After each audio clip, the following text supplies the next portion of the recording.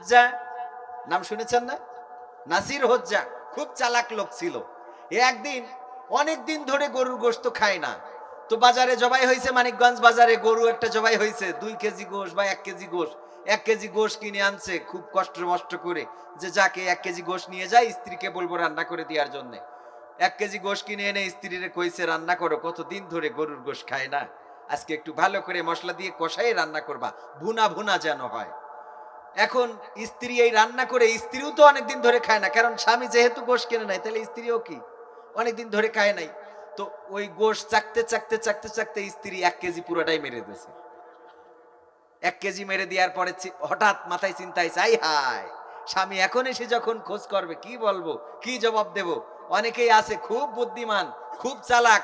একবার নাকি একজনের ওই ডাক্তারের কাছে গেছে আপনাদের যশোরে, যাওয়ার পরে ওর কইছে যে আপনার একটু পেশাব পায়খানা টেস্ট করতে হবে, তো এটা আপনি এই যে বোতল দিয়ে দিলাম, শিশি দিয়ে দিলাম, এটা আপনি নিয়ে যান, ভরে নিয়ে আসবেন। তো বাড়ি নিয়ে যেয়ে মোটামুটি খালি পেটে আপনি ই করে রাখবেন, তো ওই পেশাব ফিরে মোটামুটি রাত্রে একবার উঠেছে, ভরেতে বোতলে রেখে দিয়েছে। স্ত্রী আবার কি করতেছে, ওটা পড়ে গেছে।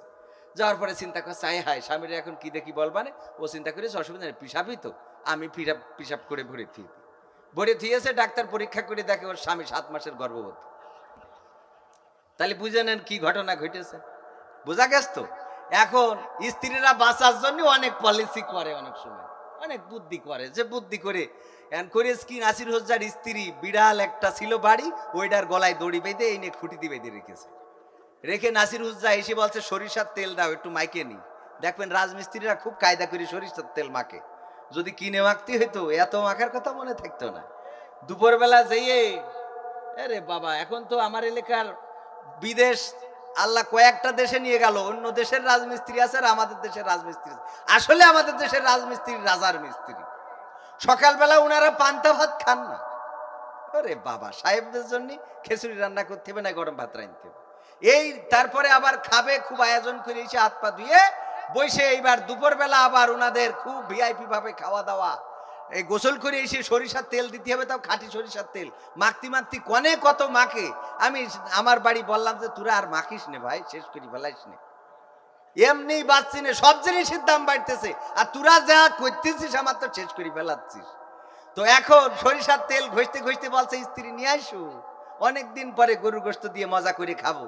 স্ত্রী এসে বলছে তোমার জন্যই আজকে এই ঘটনাটা ঘটেছে। কি ঘটেছে? তোমার জন্যই তো সমস্যা, আমি কতদিন ধরে বললাম এই বিড়ালটা ফেলে দিয়ে আসো। তো বলছে কি হয়েছে, কি হবে আবার, এই বিড়ালটা 1 কেজি গোশত খেয়ে সব শেষ করেছে। নাসির উদ্দিন হোজ্জা ও চিন্তা করলো যে আসলে স্ত্রী কি সত্য বলছে। স্ত্রী বললো যে তুমি কি সত্য বলতেছো? হ্যাঁ, আমার বিশ্বাস হয় না, তাহলে তালাক দাও। ও তো তালাক দাও, কত তো আর অসুবিধা হয় না, বিয়ে করেছি কত কষ্ট করে, চিন্তা করে কোনোদিন 100-150-200 মেয়ে দেখিতে তারপরে ওইটা চয়েস করে আনতে হয়েছে। এরপরে কয় যে কিছু হইলেই তালাক দাও, তালাক এত সস্তা নাকি যে তালাক দাও। তো বলতেছে বিশ্বাস হয় না, কয় না তুমি স্ত্রী বিশ্বাস করবো না কেন, কয় বিড়ালটা একটু প্যাকেটে ভরে দাও, ফেলে দিয়ে আসি। প্যাকেটে ভরে নিয়ে মানিকগঞ্জ বাজারে যেয়ে একজনের ডিজিটাল পাল্লা ছিল, ওতে ওজন দিয়েছে, ওজন দিয়ে দেখে বিড়ালটাই 1 কেজি। তো বাড়ি এসে স্ত্রী বলছে, স্ত্রী বিড়াল কি সত্যিই গোশত খাইয়েছে? কয় না খাইলে আমি তোমার বলেছি নাকি?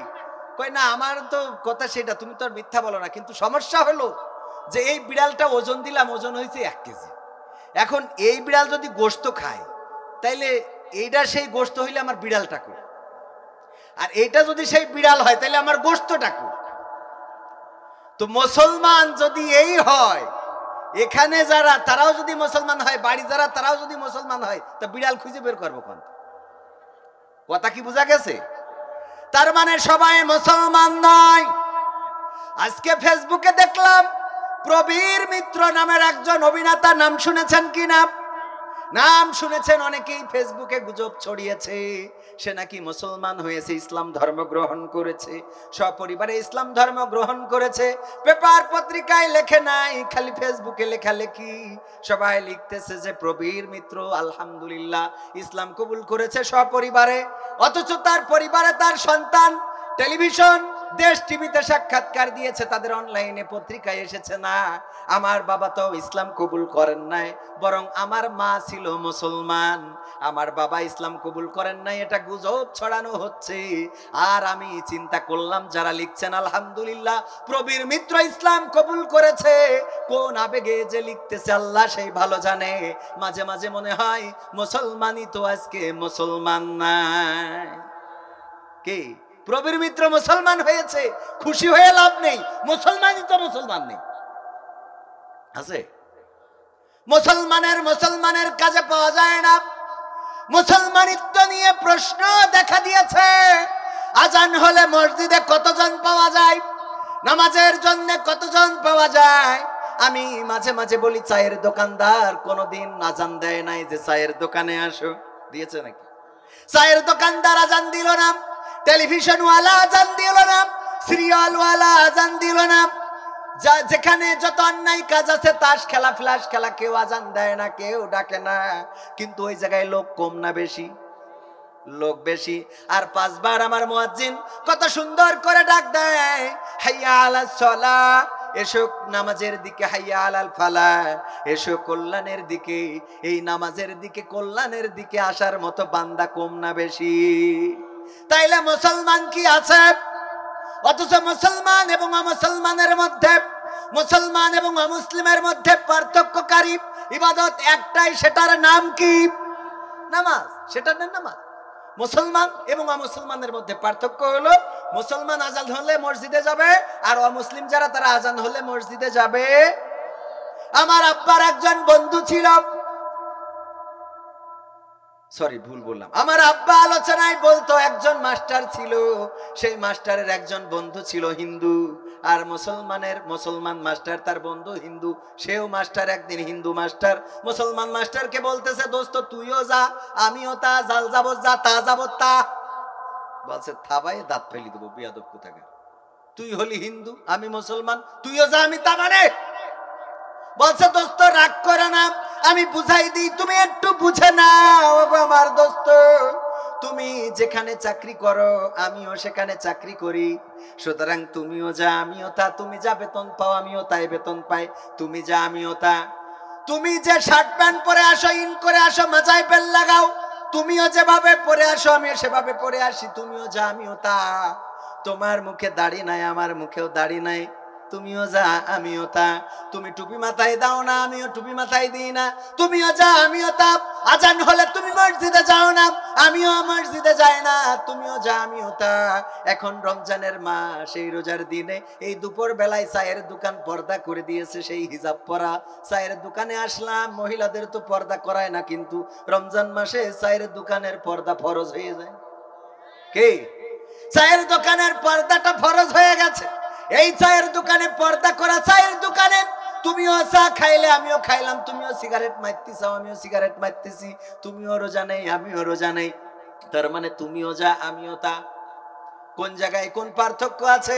তবে এতটুকু বলতে পারি, আমার পূজার সময় তুমি বন্ধু আসো, বলো যে উৎসব, ধর্ম যার যার, উৎসব সবার, এই বলে আমার পূজায় আসো, কিন্তু আমি তোমার ঈদের দিন তোমার নামাজে যায় না, যাই। এখানেও তুমি যা আমিও তা। শুধুমাত্র একটা জায়গায় পার্থক্য আছে, সেটা হলো তোমারটা কাটা আর আমারটা কাটা। বুঝা গেছে? এই ছাড়া আর কোন জায়গায় পার্থক্য আছে? তুমি রোজা রাখো না, আমি রোজা রাখি না, তুমি নামাজ পড়ো না, আমি নামাজ পড়ি না, তোমার দাড়ি নেই আমার দাড়ি নেই, তুমি টুপি পরো না, আমি টুপি পরি না, তুমি যেই দল করো আমিও সেই দল করি, তুমিও কোরআন চাও না আমিও চাই না, তুমিও ইসলামী আন্দোলন চাও না আমিও চাই না, তুমিও আলেম উলামা জেলে ভর্তি চাও আমিও আলেম উলামা জেলে ভর্তি চাই রে। তাইলে বলো আমাদের কোন জায়গায় পার্থক্য আছে?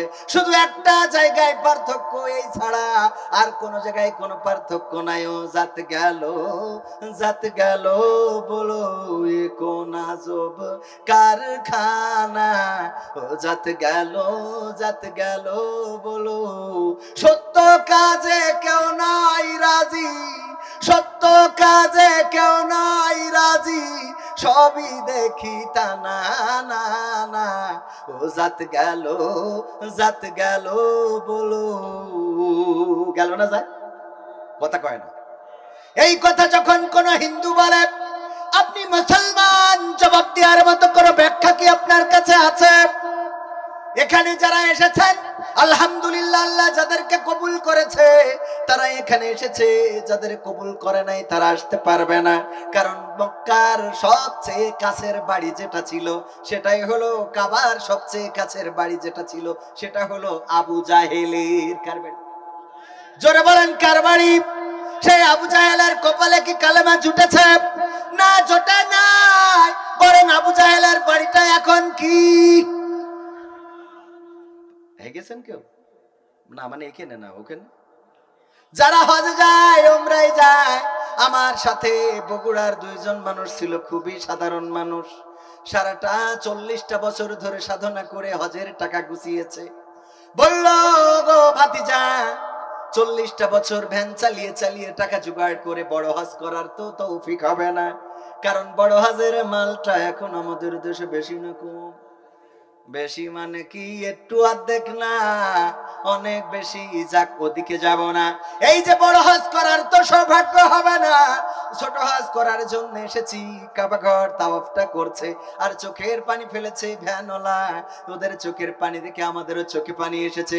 আহারে, সাধারণ মানুষগুলো আল্লাহকে কেমন করে চায়। যখন উমরাতে তাওয়াফ করেছি, কত ইয়াং তরুণ যুবকেরা চোখের পানি ফেলে আল্লাহর কাছে কাঁদাকাটি করে, ওগো আল্লাহ, কত গুনাহ করলাম, কত অপরাধ করলাম। আল্লাহর কাছে কত মানুষ কত ভাবে চাই, বলে, ওগো আল্লাহ, এমনও অনেক গুনাহ আছে জীবনে পৃথিবীর কেউ জানে না। যদি মা জানতো ভাত রান্না করে খাওয়াতো না, যদি বাবা জানতো সন্তান বলে পরিচয় দিত না, যদি বন্ধু বান্ধবরা জানতো তাহলে আমার সাথে বন্ধুত্ব রাখতো না, যদি স্ত্রী জানতো আমার মতো স্বামীর সাথে সংসার করতো না, যদি চেয়ারম্যান মেম্বার জানতো কাউন্সিলে তুলে সালিশ না করা পর্যন্ত গ্রামে ঢুকতে দিত না। এমন অনেক গুনাহ আছে যেই গুনার খবর পৃথিবীর কোনো মানুষ জানে না, যেই গুনার খবর পৃথিবীর কোনো পশু পাখি জানে না, কিন্তু গুনার খবর রাখেন কি? সেই আল্লাহর কাছে কাটাকাটির দরকার আছে না নাই? কাবা ঘরটা সামনে নিয়ে আল্লাহর কাছে কাটাকাটি করে, ওগো আল্লাহ, ও আমার রব, জীবনে কত অন্যায় করলাম, জেনা করলাম, ব্যভিচার করলাম, কত মানুষের ঠকাইলাম, সুদ খাইলাম, ঘুষ খাইলাম, অন্যায় করলাম, অপকর্ম করলাম, ওগো আল্লাহ, ক্ষমা করে দাও, ক্ষমা করে দাও। ওই যে বৃদ্ধের কথা বলছিলাম, বগুড়ায় বাড়ি, রিক্সা চালিয়ে ভ্যান চালিয়ে টাকা জোগাড় করে উমরা করার পরে বলতেছে, ওগো আমার ভাতিজারা, আমার হজের যে আকাঙ্ক্ষাটা ছিল সেটা তো পূরণ হয়ে গেছে, এখন একটা আকাঙ্ক্ষা বাকি, সেটা পূরণ করে একটু দিতে হবে। আমরা বললাম কি? বলল, আবু জাহেলের সেই বাড়িতে একটু পায়খানা না করা পর্যন্ত শান্তি পাচ্ছি না। বুঝা গেছে? এই কথা কেন বললাম? কারণ হলো আপনার বাড়িটা পায়খানা ঘর হয়ে যেতে পারে, আপনার কবরের উপরে পায়খানা ঘর হয়ে যেতে পারে, আপনার কবরের উপরে ঘর বানাতে পারে। আপনার কবর কেউ গুরুত্ব দিবে না কেউ। যদি আল্লাহর পথে থাকেন, সম্মান ইজ্জত দান করবেন কি? জান্নাতুল বাকিতে শত শত কবর, হাজার হাজার কবর, নবীর সাহাবীদের কবর, নবীর স্ত্রীর কবর, আম্মা আয়েশার কবর, মা ফাতেমা রাদিয়াল্লাহু তাআলা আনহার কবর, সেখানে কবর আলী রাদিয়াল্লাহু তাআলা আনহুর কবর। এমনি ভাবে নবীর সাহাবীদের, অসংখ্য সাহাবীদের কবর রয়েছে। যখন কোন হাজী হজ করতে যে মারা যায়, মসজিদে নববী বা মদিনায় যদি মারা যায়, তার কবরটা জান্নাতুল বাকিতে হয়ে যায়। ইজ্জতটা দিয়ে দেন কে? জান্নাতুল বাকিতে যেখানে সাহাবীরা ঘুমানো, রাসূলের স্ত্রী ঘুমানো, রাসূলের কন্যা ঘুমানো, সেই গোরস্থানে কবর হয়ে যায়। তার মানে সম্মানজনক জায়গায় গেলে সম্মানটা বাড়িয়ে দেন কে? একটু জোরে বলে। কে কবে চলে যাব আমরা কেউ জানি? কেউ জানি না। যাত্রাবাড়িতে আমার গাড়িটা অ্যাক্সিডেন্ট হলো, সারা দেশে মোটামুটি স্ট্যাটাস দিয়ে ভাইরাল করে দিয়েছে, কবির বিন সামাদ অ্যাক্সিডেন্ট করে ইন্নালিল্লাহ লিখাতে আমাদের গ্রামে জড়ো হয়ে গেছে। কয়, কবির তো মরে গেছে, লাশান্তি যাবা না? আমার ছোট ভাই বলতেছে, লাশান্তি যাবা না? তুমি এখানে ঘুরে বেড়াচ্ছাও, কবির তো যাত্রাবাড়ি কিল্লা ফতে। যদিও মরি নাই, কিন্তু একদিন এভাবেই খবর চলে যাবে। কবির বিন সামাদ থাকবে না, বীর মুক্তিযোদ্ধা জাইদুর রহমান থাকবে না। আমি যে আঙ্কেলের সম্মানে এসেছি, লাঠিটা নিয়ে ঘুরে বেড়ায়, মাদ্রাসাটা তদারকি করে, মাদ্রাসার সাথে সম্পর্ক আমার আঙ্কেল উনার দুইজন সন্তানের সাথে পরিচয় করাই দিলেন, গতবারও দেখা হয়েছিল। এই যে মাদ্রাসার সাথে সম্পর্ক, মসজিদের সাথে সম্পর্ক, আল্লাহ রাব্বুল আলামিন এই সম্পর্কটাই তার জান্নাতের ওসিলা হিসেবে কবুল করে নিন, বলেন আমিন। ওগো আমার ভাইরা, চলে যাওয়া লাগবে, চিরদিন কেউ থাকবে না, যৌবনের গরম থাকবে না, রক্তের গরম থাকবে না। যেই মুখে দাড়ি ছিল না সেই মুখে দাড়ি উঠেছে, যেই চোখে চশমা লাগতো না সেই চোখে এখন চশমা লেগেছে, যেই চুল কালো সেই চুল সাদা হয়ে যাবে, যেই মানুষটা সোজা সেই মানুষটা কুজা হয়ে যাবে, যেই মানুষটার চেহারা বড্ড সুন্দর সেই চেহারায় একদিন মলিনতার ছাপ পড়ে যাবে, যেই কোমল তুলতুলে চোয়ালটা যেটা দেখে আদর করতে মনে চায় সেই চোয়ালেও একদিন ভাঁজ পড়ে যাবে। এমনি ভাবে একদিন বার্ধক্যে উপনীত হয়ে যাব, তারপরে মালাকুল মাউতের জন্য অপেক্ষায় থাকতে হবে। মালাকুল মাউত আসবে আর জানটা নিয়ে উড়াল দেবে, মাটির সাথে পড়ে থাকতে হবে। এই তো জীবন জিন্দেগি, এই তো দুনিয়া, এই আমাদের শেষ হয়ে গেল সব খেলা। বলেন আর কোনো খেলা আছে নাকি? আছে?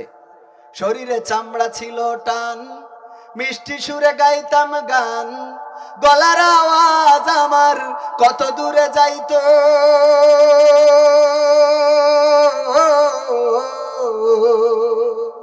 শরীরে চামড়া ছিল টান, মিষ্টি সুরে গাইতাম গান, গলার আওয়াজ আমার কত দূরে যাইতো। পাইকা গেল মাথার চুল, কথা বলতে পড়ে ভুল, পাইকা গেল মাথার চুল, কথা বলতে পড়ে ভুল, চোখে দেখি গন্ডগোল, দন্ত নড়িল, পাখি উড়ে যাওয়ার বুঝি সময় হলো, পাখি উড়ে যাওয়ার বুঝি সময় হলো। রঙ্গরসের দিন ছিল আমার একদিন, রঙ্গরসের দিন ছিল আমার একদিন, 12 ঘন্টা বেলায় আমার সন্ধ্যা হইল, পাখি উড়ে যাওয়ার বুঝি সময় হলো, পাখি উড়ে যাওয়ার বুঝি সময় হলো। ঘন ঘন আসে দম, কানেতে শুনি কম, পিছে পিছে জম আমার ঘুরতে লাগিল,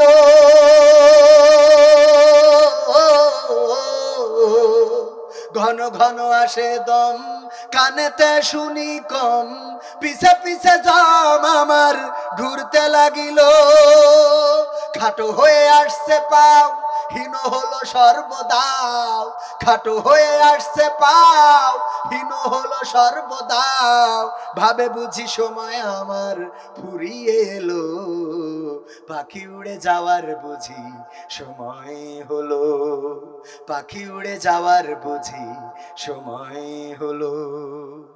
এত সুন্দর পরিপাটি, খাসায় আমার ছিল খাটি, দিনে দিনে খাসায় আমার জং ধরিল,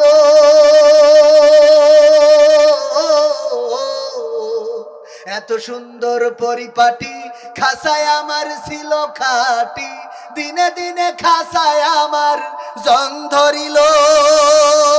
পুরাতন খাসাতে পাখি করে শুধু ডাকা ডাকি, পুরাতন খাসাতে পাখি করে শুধু ডাকা ডাকি, একদিন আমায় দিয়া ফাঁকি উড়িয়া যাইব, পাখি উড়ে যাওয়ার বুঝি সময় হলো, পাখি উড়ে যাওয়ার বুঝি সময় হলো।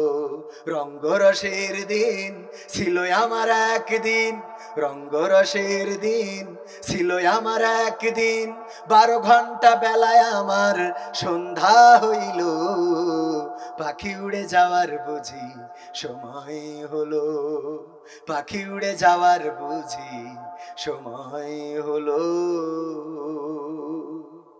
ঠিক না? ভুল বললাম? যারা মুরব্বী তারা বুঝছেন, পাখি উড়ে যাওয়ার বুঝি সময় হয়ে গেল। এখন আর সন্তান ভালো করে কথা বলে? কথা কয় না। পুত্রবধূ ভালো করে কথা বলে? পাড়া প্রতিবেশী গ্রামবাসী চায়ের দোকানেও এখন বলে মুরব্বী একটু সরিয়ে বসো, মুরব্বী সরিয়ে বসো। বলে না বলে না? যে ইয়াং যুবকটা বলেছে মুরব্বি সরে বসো, ওই ইয়াংটাও একদিন মুরব্বি হয়ে যাবে রে। ওই দিন উনাকেও এরকম করার মতো লোক থাকবে না, থাকবে না। এই জন্য আমার যুবকেরা বৃদ্ধদের অসম্মান করা যাবে, অসম্মান করবেন না। কারণ ওই বৃদ্ধ আপনার বাবার বয়সী, দাদার বয়সী, বাসে চড়বেন।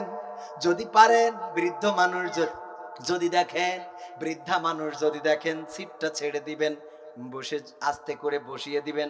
কাকা আসেন, চাচা আসেন, দাদা আসেন, বসেন। পারা যাবে কি না? যাবে। কিন্তু না, এখনকার যুবকেরা বৃদ্ধ মানুষ যদি কয় বাবা গো আমি দাঁড়াই থাকতে পারছি না, একটু বসতে দিয়া যায়, কয় টাকা দে টিকিট করেছি চাচা, কলি হচ্ছে না। এবার যেই একটা স্কুলের কোন মেয়ে সুন্দরী এসে রড ধরি দাঁড়ায় থাকে, উনি উঠি বলে ম্যাডাম সিট ডাউন প্লিজ। আরে আমার সিট ডাউন প্লিজ আছে না নাই? উনি হিরো, নায়ক সাজে, সিট ডাউন প্লিজ ম্যাডাম। ও এটা মুরব্বী মানুষ বসতে চাচ্ছে, তোমার সিট ডাউন নেই। যে একটা মেয়ে মানুষ আসে সিট ডাউন প্লিজ। এই দুজন যুবক উঠছিস কেন? তোদের কি ওই কথা তোরা বলিস নাকি? হ্যাঁ, উঠলি বুঝ দিয়ে ওদের গায়ে লেগে গেছে। সিট ডাউন প্লিজ সেরি দুবানে ক্যামেরা ধরবা, দেখাই দিবা কিটা কিটা সিট ডাউন প্লিজ ইল্লো। সিট ডাউন প্লিজ বলতে হবে মুরব্বীদের, বিধবাদের, গর্ভবতীদের, অসুস্থদের, ল্যাংড়াদের। দেখবেন যে অনেক সময় অনেক ওই যে মালাই ভাষায় বলে কোরআন উপায়া, মানে এদের যাদের চাল চলনে সুস্থ স্বাভাবিক নেই, এদেরকে একটু বাসের মধ্যে বসতে দেওয়া যায় না? এই কাজগুলো আমরা করতে পারি না। আমরা মেয়ে মানুষ দেখলে ওরে বাবা হিরো, আর মেয়েরাও তো আছে, যদি ওইরকম চান্স পায় ওনার ভাব দেখে কিটা।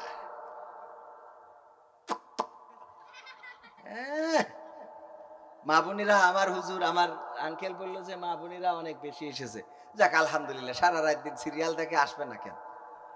এখানেও আসার দরকার আছে না নাই? দুই দিক থেকে সমান সমান করার দরকার আছে না? ওই যে ছাগল চুরি করে নে কুরবানি দিচ্ছে চোর, তা বউ বলছে তুমি 12 মাস চুরি করো, আমি কিছু কইনি, তাই বলে কুরবানি দিবা এই দিন ছাগল চুরি করি? তা বলছে তোর অসুবিধা কি? তা বলছে অসুবিধা না, এটা আল্লাহর কাজ করতে চাও তা চুরি করি। বলছে যে তুই এই জন্যই তো আমার বউ হয়েছিস, তোকে তো বুদ্ধি একটু কমই থাকে। তা বলছে কি করি? বলছে আমি তোর বুদ্ধিটা আমি তোর বুঝাই দিই।